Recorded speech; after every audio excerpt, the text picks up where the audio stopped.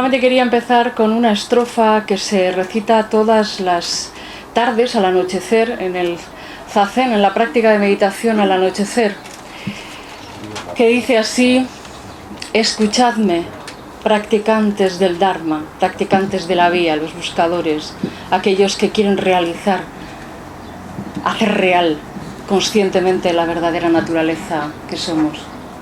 La vida y la muerte es el asunto esencial. El tiempo pasa rápido como una flecha.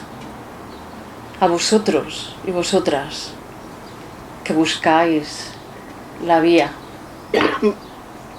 de la felicidad, de la liberación del sufrimiento,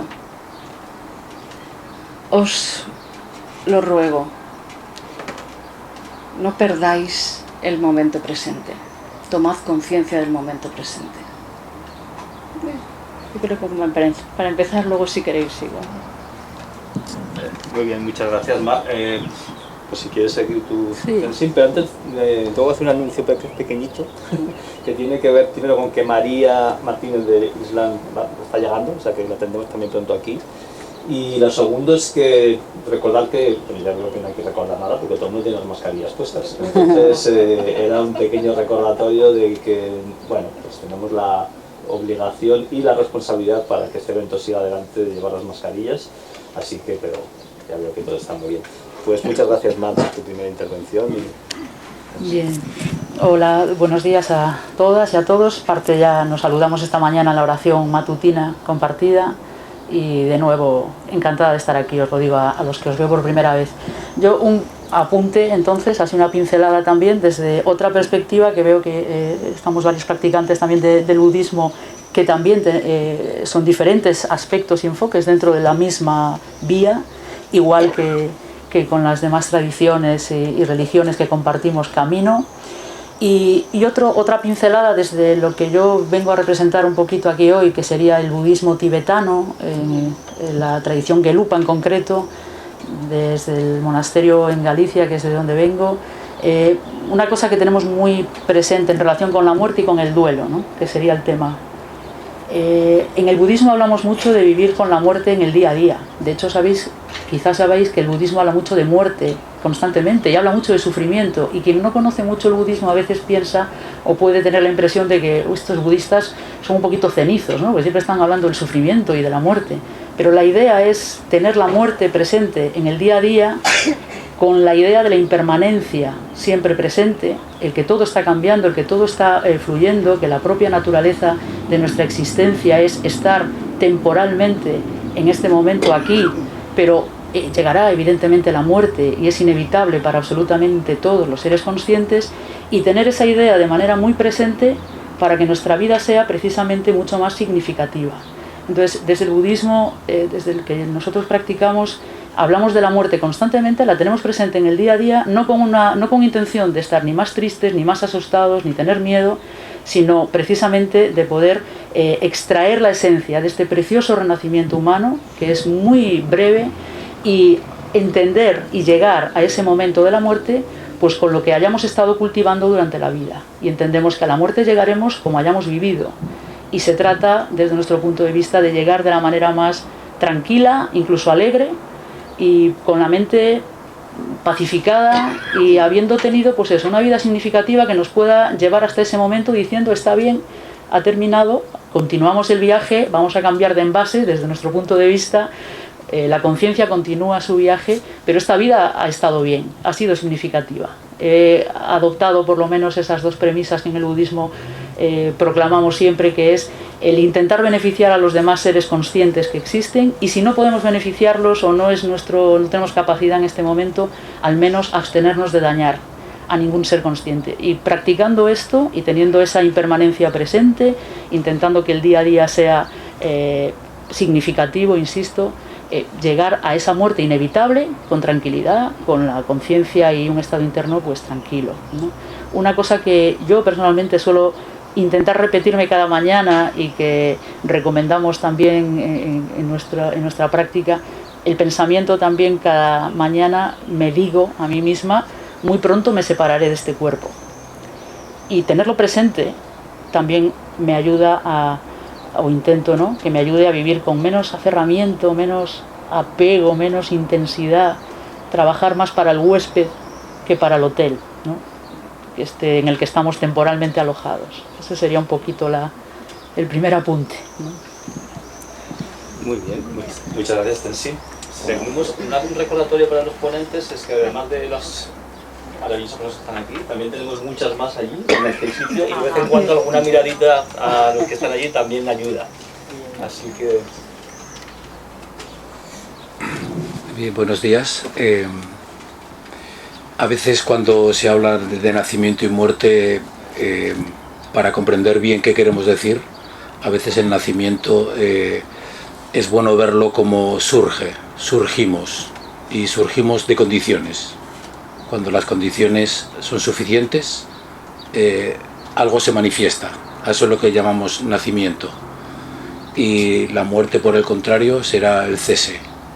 Cuando las condiciones dejan de ser suficientes, esa realidad, o visible o tangible, se oculta. Entonces, ver un poco la vida como ese surge y cesa. Surge y cesa. Nuestras condiciones favorables, una de las primeras fueron nuestros padres, que tuvieran buena salud, que se amaran, o que juntaran, que decidieran convertirse en pareja. Eso es una condición favorable. Pero antes de ellos había otros padres y otras condiciones. Y así podríamos llegar hasta los anfibios, si son 300 millones de años.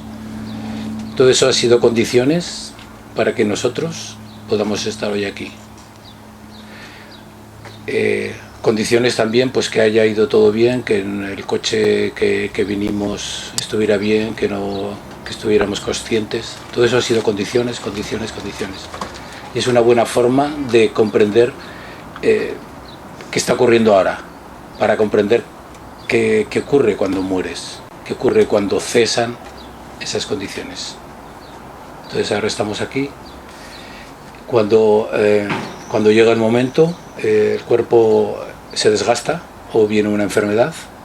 Hay alguna condición que a veces es paradójico, pero con una muy pequeña condición el cuerpo se colapsa y cesa.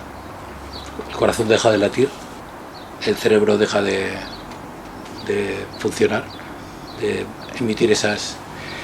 Y entonces comprenderlo así, entiendes mejor que cada vez, o sea, a cada momento estamos muriendo. Entonces comprender que la muerte, ese cese, no es que no te conviertes en nada, así como no surgimos de la nada, no surgimos de nada, surgimos de condiciones. Cuando cesemos, cesarán las condiciones, pero es imposible no convertirse en nada.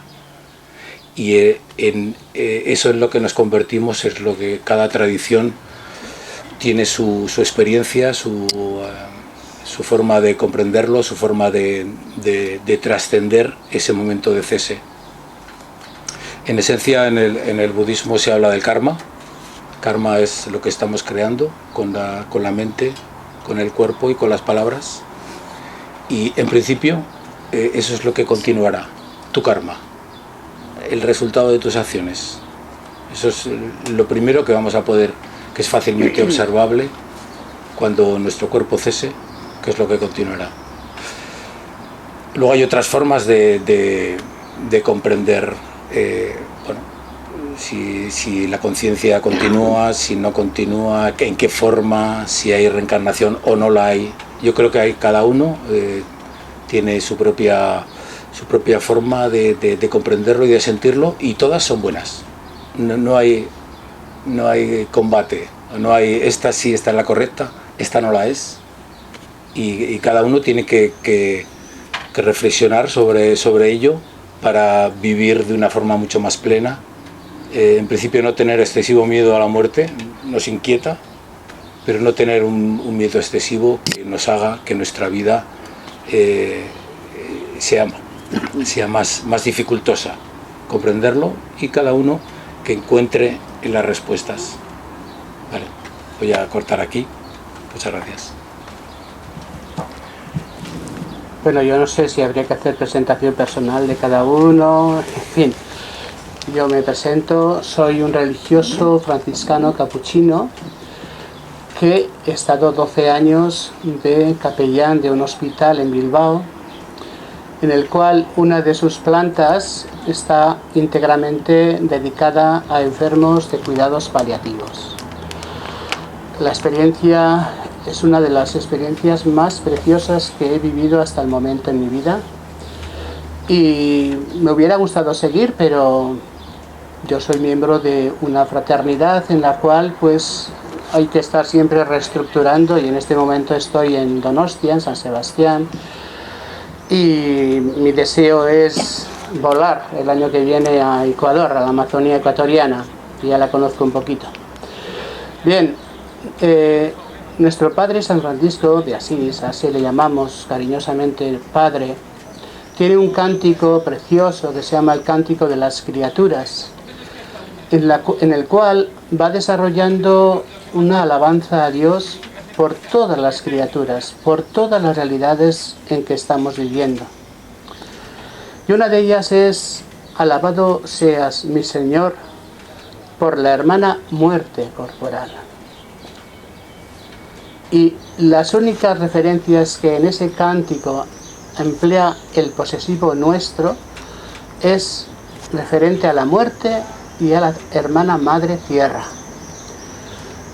Nuestra hermana madre tierra está uniendo las dos realidades.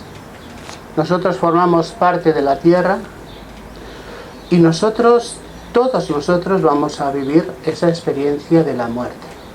No sabemos cuándo, pero va a llegar.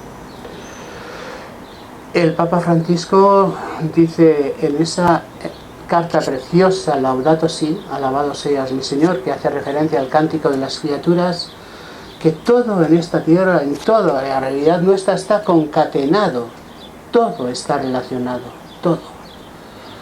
Y según como vivamos, también entregaremos nuestra vida. ¿Cómo entiendo yo desde nuestra fe a la realidad de la vida, de la muerte, de la resurrección? Entendemos a un Dios que es Padre, Hijo y Espíritu. El Padre y el Hijo amándose mutuamente, y expresión de ese amor el Espíritu, que no es que sea para ellos solitos, no. El Espíritu se nos entrega a todos. En la Biblia hebrea decís Ruach, ¿verdad? Y el Espíritu Santo está en nosotros. ¿Y a qué nos está lanzando el Espíritu Santo? A crear una cadena liberadora de amor compartido. En la medida en que nosotros nos amemos, estaremos recibiendo y expresando esta realidad en la que somos lanzados a vivir. Una realidad en la cual muchas veces puede haber divergencias, diferencias, dificultades. Es un caminar que no acaba nunca. Y el último eslabón de esa cadena es precisamente la muerte, la entrega total. Y nosotros creemos que ahí estamos viviendo la unión más profunda que podemos vivir con el Cristo que se entrega por nosotros en la cruz. Y así como Él ya vive para siempre, también nosotros vamos a vivir. ¿Y cómo vamos a vivir? ¿Cómo entendemos nuestra vida al otro lado, por decirlo de alguna manera? En la misma dinámica en que se encuentra Dios, amándonos mutuamente. Hay una expresión que dice que descanse en paz. Eso lo empleamos. Que descanse en paz igual nos lleva a pensar una quietud. No.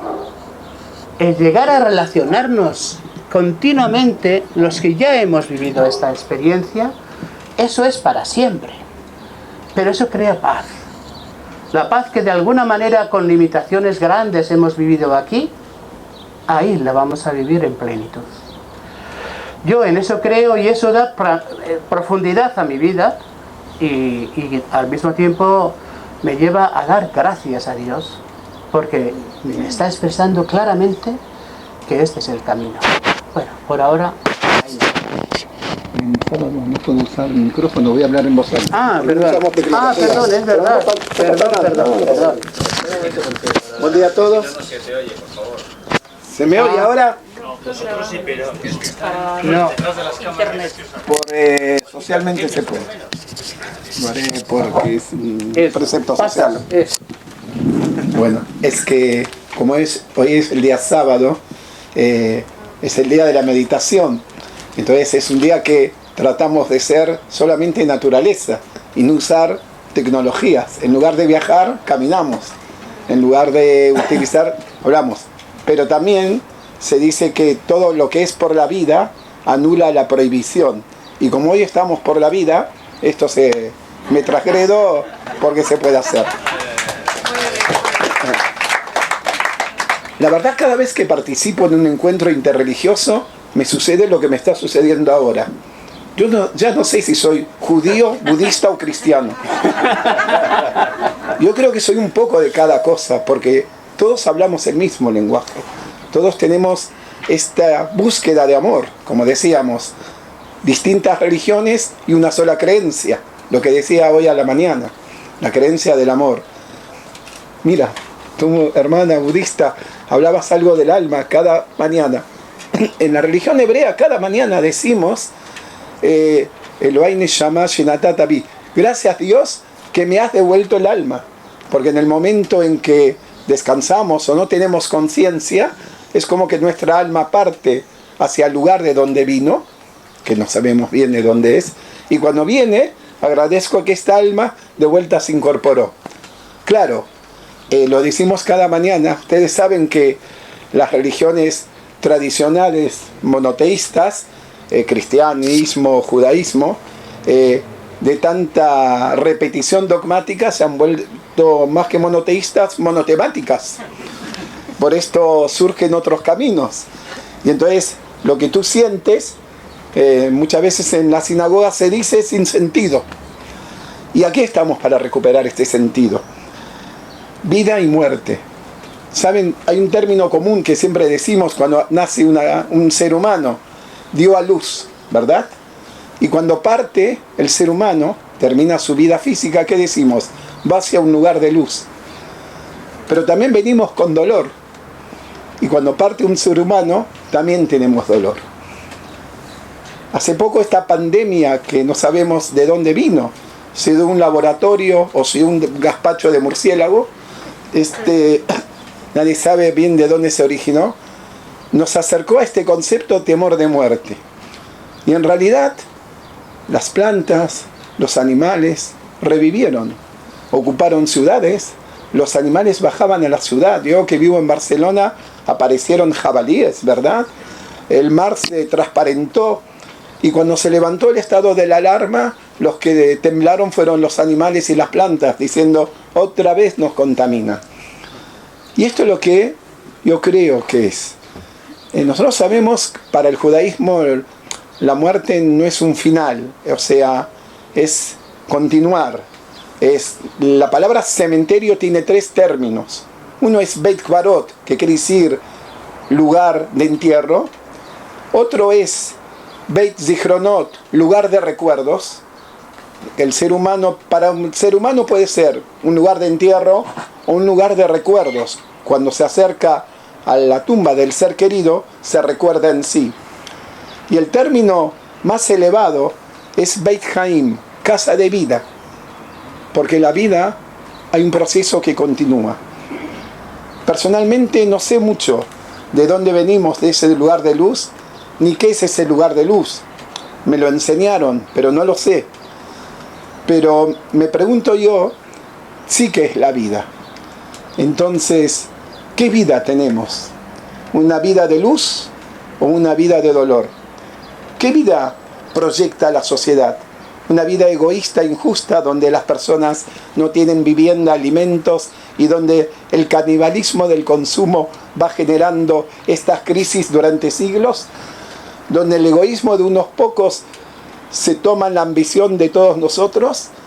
Yo creo que por aquí pasa mi reflexión. La muerte que vive esta sociedad de falta de solidaridad y que gracias a Dios este foro de Estella nos devuelve y nos hermana, es la luz que nos enseñará a proyectar. Decía un poeta como el hermano, ¿no?, que decía, ¿no?, paz y bien, decía San Francisco, ¿no?, de Asís, decía paz y bien, era su saludo. Y un cantor decía, vuele bajo, porque abajo está la verdad. Yo estoy aquí arriba, no me gusta estar mucho en el escenario, lo digo porque aquí abajo hay muchas personas que están en el mismo camino, todos vosotros. Me tocó viajar con Consuelo y Pilar, nos trajeron de Barcelona, y precisamente un caso práctico que debe haber todos. Consuelo es enfermera y trabajó decidiendo muchas veces la vida por falta de recursos del sistema. Cuando fue la pandemia del COVID, los primeros tiempos, quién tenía y no tenía respirador, tiempos difíciles. Es decir que cada uno de nosotros vivió esto, y esperemos que lo que hoy vivimos nosotros, cada uno, seamos proyección de 20 y de 20 y de 20 encuentro más para lograr lo que buscamos, ¿no? Un mundo de igualdad, paz y armonía. Muy bien, Jorge. Muchas gracias. Muchas gracias a todas, a todos por la brevedad, concisión y claridad de vuestras intervenciones, que realmente ha estado muy bien. Escuchándoos y viendo cómo desde cada tradición espiritual religiosa se dan instrucciones claras de cómo vivir la vida para poder vivir una mejor muerte, me surge una pregunta: ¿por qué tenemos tanto miedo a morir? Si en teoría, pues da igual que sea budismo, cristianismo, judaísmo, pues hay una enseñanza para prepararnos para este momento de la vida, pero el miedo está ahí, es real, y lo vivimos todas las personas. ¿Dónde está el origen de ese miedo? ¿Alguien quiere responder? Pues sí, me parece oportuna la pregunta, porque todas las tradiciones religiosas, espirituales... Déjalo ya. Y así aprovechamos el tiempo.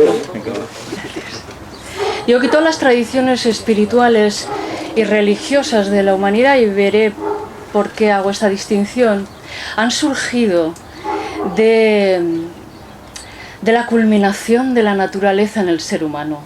Es un animal, somos animales que nos hemos hecho conscientes de nosotros mismos, que hemos desarrollado, la naturaleza en nosotros ha desarrollado la autoconciencia, es decir, la noción de yo, la noción de ser autoconsciente, es decir, todo el ámbito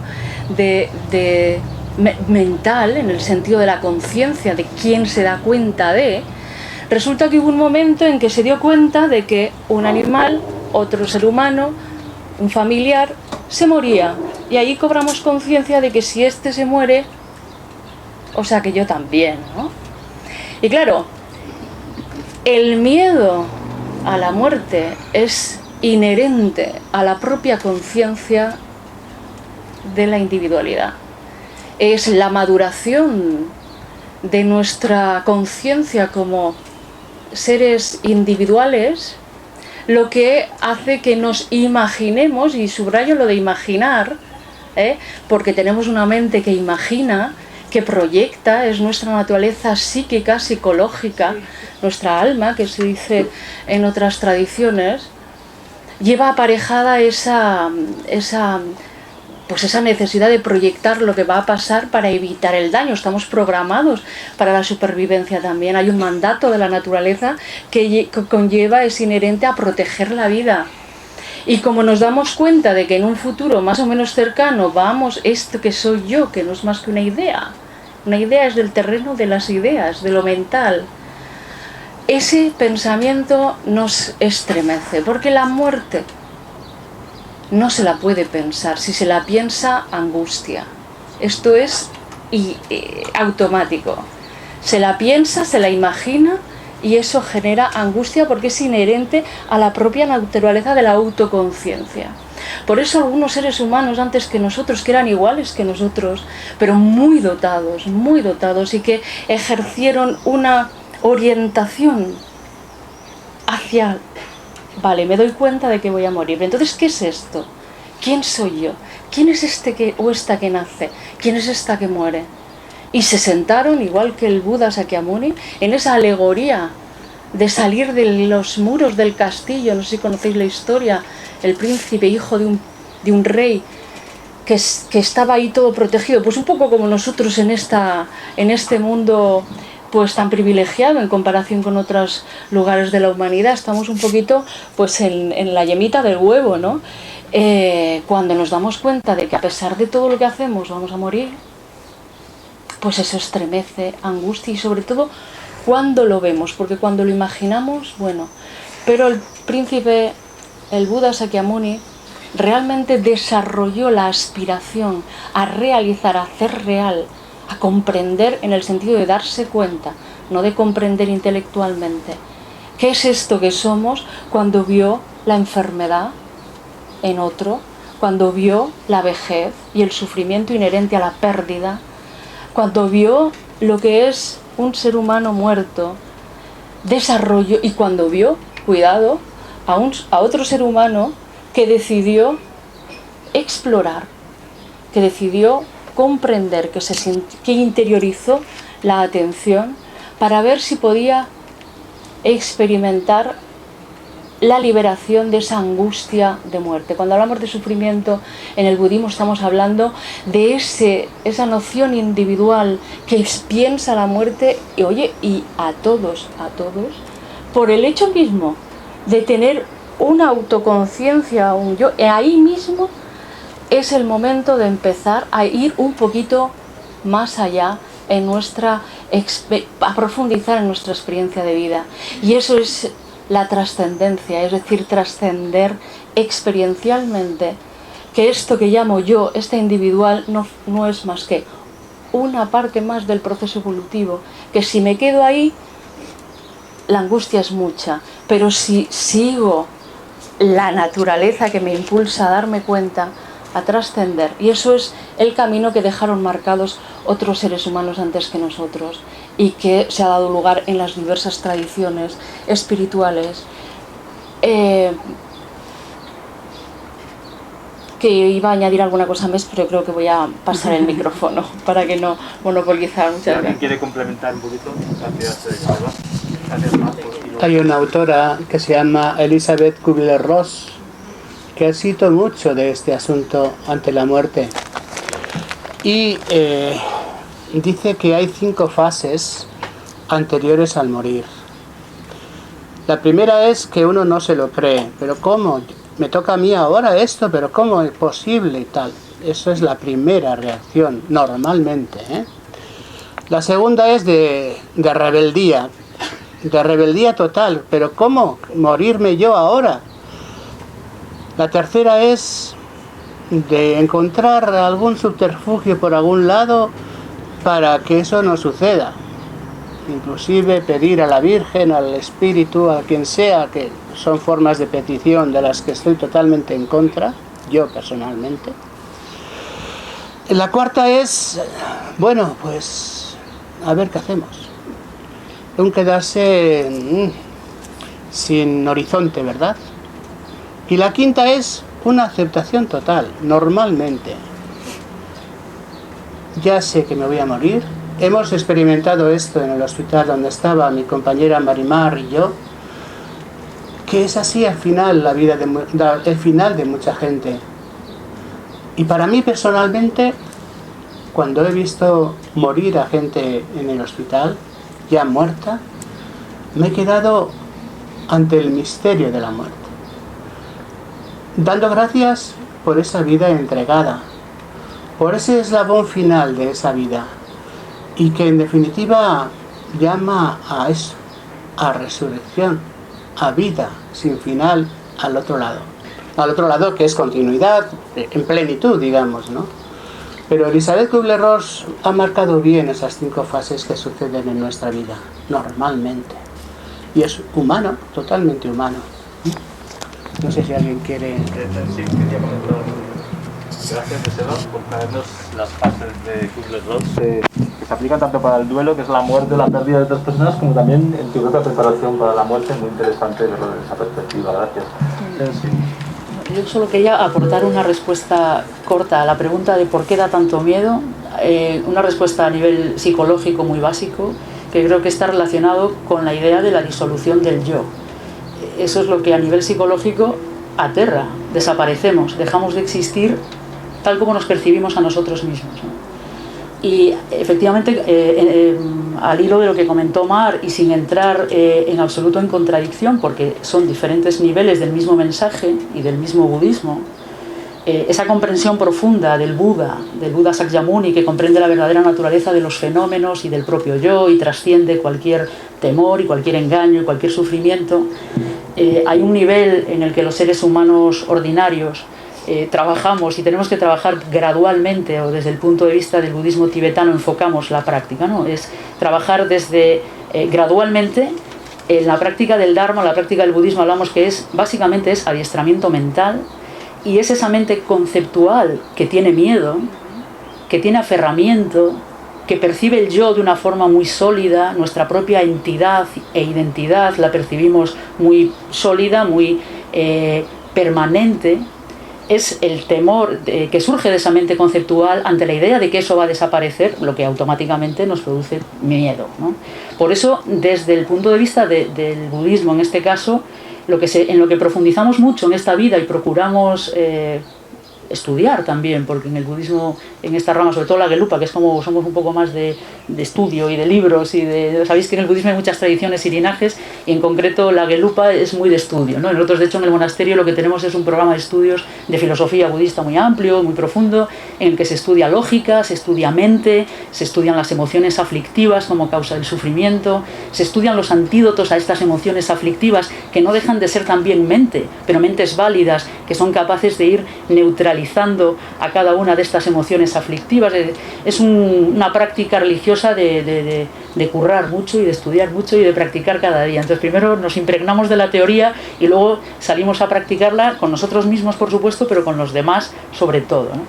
Bueno, pues en este estudiar la mente, hablamos de esa mente conceptual que percibe de una forma muy sólida, y automáticamente surge ese autoaferramiento a ese yo que concibo, y en la búsqueda de mi felicidad es en lo que voy sembrando acciones de cuerpo, de palabra y de mente, que tienen un final, que va a ser la muerte, por supuesto, unas consecuencias que irán más allá de la muerte desde nuestro punto de vista también, pero que en todo ese buscar felicidad y percibirnos de esa manera tan sólida, evidentemente lo que más nos aterra cuando no profundizamos en la muerte es la propia muerte. Por eso vuelvo a lo que decía antes, y me oiréis decir mucho, que es impermanencia. La naturaleza de la existencia humana es de los fenómenos condicionados que mencionabas al principio. Todo fenómeno condicionado es impermanente, dice el Buda. Significa, todos los fenómenos, nosotros mismos somos un fenómeno, algo que existe, que dependemos de causas y de condiciones. Precisamente por depender de causas y condiciones estamos constantemente mudando, cambiando. Todo fenómeno condicionado es impermanente.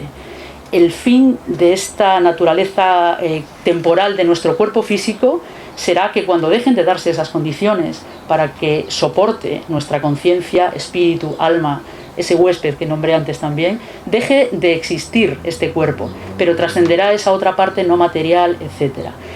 Bien, impermanencia, incertidumbre son aspectos de la naturaleza, de la existencia humana y de los fenómenos condicionados, pero me centro en los humanos y en la muerte, en cómo nos ponemos ante ella. Son estos fenómenos condicionados que están en constante cambio, y el no pensar en la muerte desde el punto de vista así básico no nos favorece. O sea, lo ideal sería tenerla presente, y como dice Lama Zopa Rinpoche, que es otro maestro con mucha presencia desde hace muchos años en España, Lama Zopa dice: el problema no es la impermanencia, el problema es negarla. Por eso insistimos tanto en impermanencia, incertidumbre, pensar en la muerte, pensar en el sufrimiento, entender que forma parte de esta existencia, que forma parte de la naturaleza, y de ese modo aprovechar el estar vivos muchísimo más y llegar a ese momento de... Pero básicamente el por qué nos da tanto miedo, mi respuesta corta era por esa disolución del yo, es decir, de cómo nos percibimos a nosotros mismos, y desmontar esa percepción desde nuestro punto de vista errónea de cómo existimos es lo que nos conducirá a llegar más tranquilos a ese momento, porque no hay un yo tan sólido que se vaya a disolver realmente. y ahí entraríamos en esa parte que nos fascina en el budismo mucho del yo, ¿no? de cómo existe. El micrófono, un momentito, pero también voy a introducir, antes de que hables, voy a introducir también, voy a conectar con lo que traía Joseba de las fases del duelo, de preparación para la muerte, porque me gustaría hablar, antes de pasar a los pequeños grupos, hablar también de la parte del duelo, de la muerte de otras personas, ¿no? Y más en estos momentos de pandemia en los que seguramente aquí, pues más o menos habrá gente que ha tenido que vivir esta muerte de otras personas. He entendido que la última fase, en cualquier caso sea mi propia muerte, la de otras personas es la de aceptación, pero ¿cómo se llega hasta ahí, verdad? Porque una cosa es nombrar las fases, si nos muere alguien querido, alguien que realmente hemos tenido una relación íntima, estrecha, que nos ha nutrido y que nos sigue nutriendo, ¿cómo podemos llegar a esa fase final de aceptación? Entonces, di lo que tengas que decir antes, pero luego si quieres continuar con esto, Luis. De acuerdo. Muy bien. A mí me gustaría también contar mi experiencia, por ejemplo, cuando he visto a varias personas morir y a mí me gusta mucho hacer la pregunta, o sea, ¿cómo has llegado hasta aquí? O sea, ¿en qué estado estás? Y en muchos casos he detectado que las personas que tienen su vida realizada, que no tienen ninguna cosa pendiente ni con personas ni con cosas, está mucho más preparada para morir. En el caso de concreto de mi madre, hablábamos mucho sobre la muerte y ella estaba lista. Tuvo tiempo suficiente de reconciliarse con sus muchos hijos. Entonces yo creo también que todo es un proceso, es un aprendizaje y que aprender a no tener miedo a la muerte es empezar ya. En el budismo se habla mucho de soltar, es este gesto, ¿no? Suelto, aprender a soltar el yo, como decía la hermana, o a soltar las ideas que tengo incluso de la muerte, incluso de después, aprender a soltar. Y eso hará que cuando llegue el momento puedas también soltar, estás listo, ya no tengo nada que soltar, estoy preparado pues para que venga lo que tenga que venir. En concreto, bueno, para el duelo no lo tenía tanto preparado, pero bueno, ya que estoy aquí, yo creo que es un proceso también en ese soltar, o sea, comprender que hay un vacío, las personas se van, las personas como las queremos, eso va a producir un impacto en nosotros, y la idea también de soltar, de que no es una aniquilación, también como hablábamos antes, ese cese no es el fin absoluto del nihilismo, de no te conviertes en nada, las personas queridas tampoco se convierten en nada, y de alguna manera también están en nosotros. Entonces, si me permitís, voy a leer un pequeñito, esta es un pequeño texto, una parte solo, dice, es una carta que le escribieron a Thaya Thich Nhat Hanh, le dice, y él le contesta, tengo un discípulo en Vietnam que quiere construir una estupa para mis cenizas cuando muera. Él y otros quieren incluir una placa con las palabras, aquí yace mi amado maestro. Les digo que no desperdicien la tierra del templo. Dice, no me pongan en un pequeño bote y me dejen allí. Y les digo, no quiero continuar así. Sería mejor si repartís mis cenizas afuera y ayudo a los árboles a crecer. Les sugerí que si aún insistían en construir la estupa, tuvieran una placa que dijera, no estoy aquí. Pero en el caso de que la gente no entendiera, podían agregar una segunda placa, tampoco estoy allá. Si la gente aún no entendiera, entonces podrían escribir una tercera y última placa, pueden encontrarme en su forma de respirar y de caminar. Muchas gracias. Ese texto me gustaría que también tanto Jorge o esta parte del duelo y cómo se llega a la aceptación de la pérdida de seres queridos, si quisierais añadir algo. Bueno, interviene mucho cómo es cada uno, ¿no? La personalidad de cada uno, qué tiene dentro, cómo plantea su propia vida. Cuando una persona a la que queremos se nos va, queda un vacío grande, ya no le vamos a ver más. Y eso se acepta de muy diferentes maneras. Yo he conocido gente, partido en el hospital, gente que a los pocos meses de haber fallecido su familiar ya vivían en una gran paz. Pero he tenido contactos con personas que llevaban 3 años y más desde que se había muerto su familiar y todavía estaban en tensión. Es decir, no se puede decir el duelo es igual para todos, no, pero es eso, básicamente el reconstruir mi vida personal, cómo vivir a partir de ahora con la ausencia física, visible, de esa persona a la que yo quería. Pero bueno, vuelvo a decir que es, según las personas, muy diferente, claro. Sí, una miqueta, un poco lo explicaba ayer. En el judaísmo el sentido del duelo se vive en comunidad, es decir, todo el proceso, lo que es el ciclo de vida, nacimiento, crecimiento y muerte, se vive como tribu, comunitariamente. Y cada comunidad hebrea tiene una comisión de voluntarios muy importante que se llama Hebra Kadishá, que quiere decir hermandad sagrada. Esta comisión de voluntarios se ocupan precisamente del tema de lo que es duelo y muerte. Sabiendo que hay personas que están ya gravemente enfermas o ingresadas, esta comisión se comunica entre sí. Primero se les llega el aviso a esta comisión. Generalmente sabemos quiénes son, pero ellos actúan en forma anónima. Ellos van tomando contacto con la familia, porque la familia también, ante un ser así, necesita compañía. Sufre más el que se queda y no el que se va. Y entonces va acompañándola. Hay un ritual también en que cuando la persona parte, se le recita una oración, se enciende una vela, una luz, que es la luz del alma, y sucede muchas veces que cuando fallece un ser querido, el ser humano, el familiar directo, ante ese sufrimiento, ante ese miedo, ante ese dolor, se abandona. Por un lado se entristece, viene muchas veces también el sentimiento de culpa, no hice demasiado por este ser querido, podía haber hecho más, o viene también el sentimiento de decir, ¿y ahora qué? Y ahí es cuando esta comisión de voluntarios es cuando los acompaña más y le da vida a la vida. Hay una fase de duelo que está ya estructurada, como teniendo en cuenta, se puede decir, la psicología del ser humano. Está pautada, pero por supuesto que no es que se cumpla a rajatabla, es más bien un indicativo. Las primeras semanas de dolor, los 7 primeros días, esa familia casi debe permanecer en su casa, no participa en festejos ni en alegrías, porque muchas veces también está esto en la mente humana. ¿Cómo elaboro el duelo?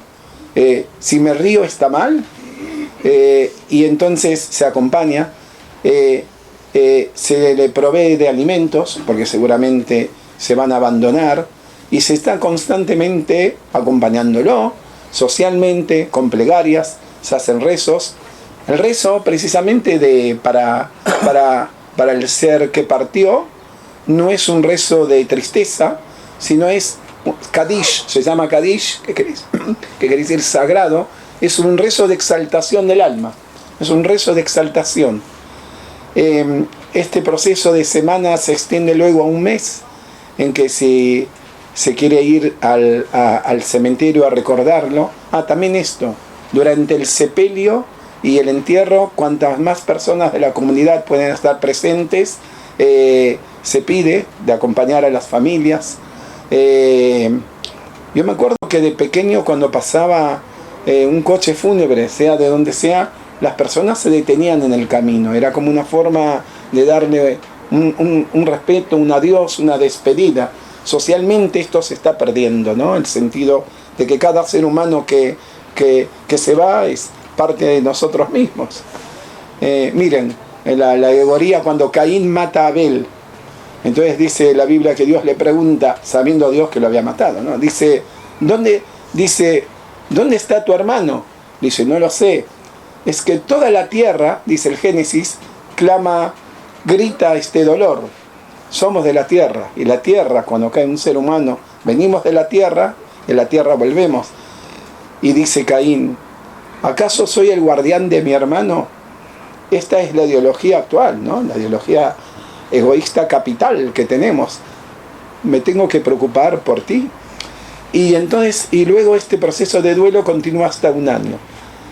Terminado este año, en que también hay celebraciones, oraciones, estamos con la familia. Toda la parte que hoy hay comercial del entierro, toda la parte sería también se ocupa la hermandad sagrada para que ellos no tengan estos pensamientos, ¿no? En esta realidad económica que se vive de este sistema. Y pasado el año, por el contrario, el familiar debe abandonar todo pensamiento de duelo y volver a la vida. Por supuesto, recordarlo, y recordarlo con el Kadish, con esta oración que exalta el alma, pero debe volver porque la vida sí continúa. Tierra en hebreo se dice Adamá, viene de la palabra Dam, sangre, y de Adam, ¿no? Adán, de ahí viene, de ahí venimos y quizás de ahí subimos. Muy bien, Jorge, muchísimas gracias por lo que nos habéis contado todos. Vamos a pasar a la fase de trabajar en grupitos pequeños, pero antes, como también va a estar Santi de la Fraternidad Blanca Universal en uno de los grupos, me gustaría que subiera aquí al escenario y que nos contara un poquito su visión también sobre cómo afrontamos la muerte nuestra y la de otras personas. Coge el micrófono aquí, por favor, y siéntate aquí. Ay, voy a tener que improvisar. Muchas gracias, Ulises. Buenos días a todos. Una vez visitando el centro que hay en Francia de Bonfen, que está enterrado el maestro Omram, pues en el sitio que está tiene el círculo y el punto, y antes de llegar, la primera vez que visitamos el lugar, pues íbamos con mucho respeto a ver si podíamos hacer unas plegarias o un canto, y antes de llegar sentimos una voz que nos dijo: no me busquéis, buscadme en las flores, en los árboles, en la luz. Entonces era un poquito lo que comentabais, ¿no? Que están esparcidos estas grandes almas por toda la creación. Y sí, la muerte es un amanecer, es vida. Hay que comprender bien cómo estamos construidos, cómo estamos formados, los diferentes cuerpos. Muy bien se ha explicado la disolución de nuestra naturaleza inferior, de nuestro ego, y poder acompañar a todas las personas que hacen este tránsito, pues pasarlas a la luz. Y bueno, creo que habéis explicado muy bien todos. Tú mejor. No sé. Entonces, siempre hay vida. En hebreo decís que, pero venimos, se ha traducido tierra por cenizas. Entonces, si venimos de estas cenizas es porque algo se ha quemado. Venimos con una inspiración y nos vamos con una exhalación.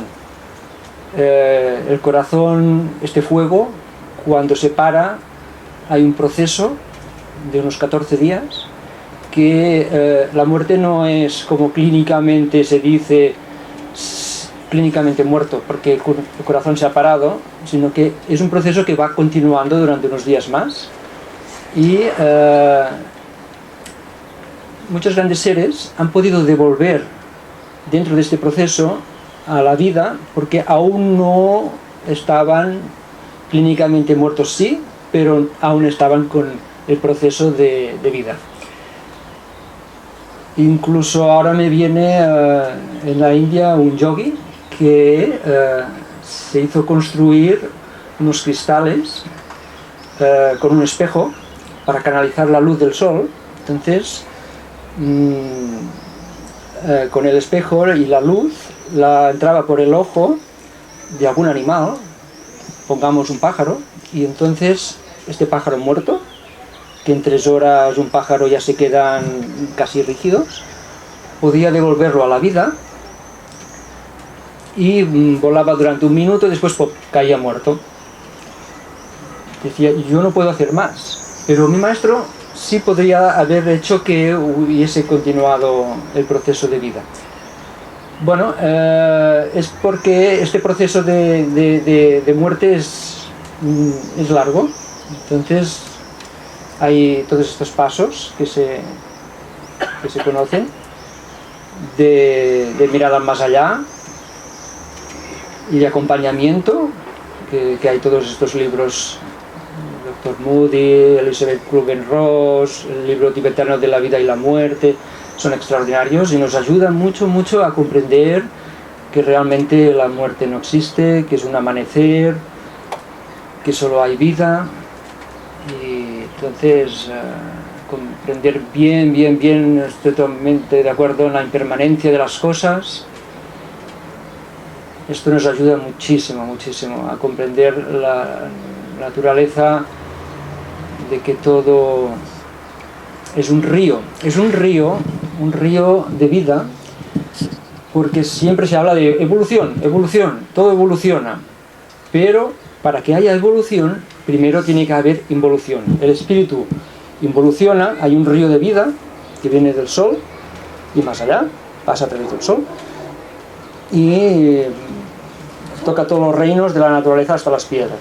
Pero este río de vida, este espíritu que desciende, este triángulo hacia abajo, luego es un circuito que tiene que volver de la tierra hacia el cielo. Si comprendemos bien que primero tiene que haber una involución del espíritu para que luego tenga que haber una evolución de partir de la tierra hacia el cielo, estos dos principios, estos dos triángulos, entonces vemos que este circuito de luz, de volver, coger cuerpo, sea piedra, vegetal, animal, humano y el reino de los ángeles, pues es un circuito ininterrumpido. Creamos continuamente lazos entre nosotros, las personas, entre los animales de compañía, que ellos también van y vienen.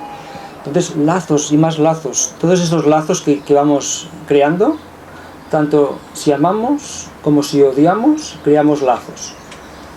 Hace que luego cuando volvemos a los diferentes países, según la ley del karma, a las familias, pues, porque me ha tocado esta suegra, porque me ha tocado este hijo, la madre,